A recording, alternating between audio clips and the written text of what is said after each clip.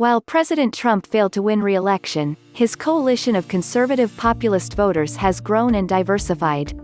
His backing among African Americans this year jumped by 4 percentage points, while Hispanics from a huge range of backgrounds, with families hailing from Cuba, Colombia, Puerto Rico, Mexico and Venezuela, increased their support for Trump by double digits. Republicans also did well down ballot. Democrats, who had expected a blue wave on Election Day, got a stinging rebuke instead.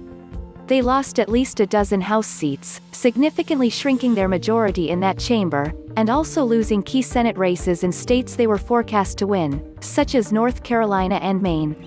The Maine polls were so far off, they predicted a loss for GOP incumbent Susan Collins by 5 percentage points, when she in fact won her 5th term by 9.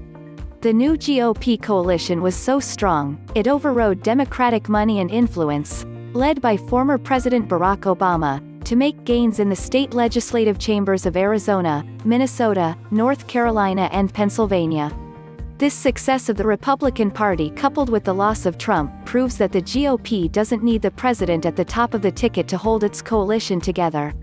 And while the nation's elite fervently hoped that conservative populism would disappear with Trump, 2020 proved this new voting bloc isn't going anywhere.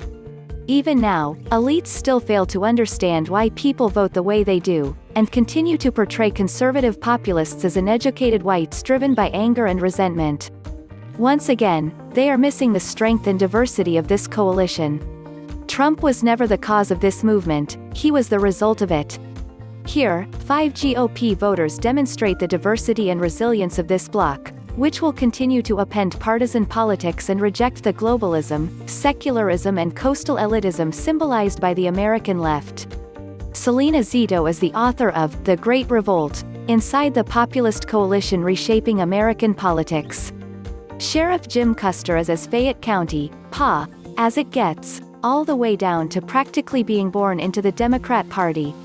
You registered Democrat, because that's how everybody was in the county, said Custer, 55. There were stories that if you wanted to get hired in Fayette County, it didn't matter what was on your resume. All the leaders at the top did was go down to the election bureau, check your registration, and if you were Democrat you got the job, he said.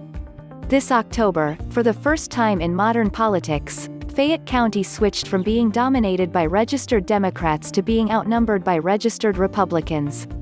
Custer, who was elected to office as a Democrat, moved with them and changed parties.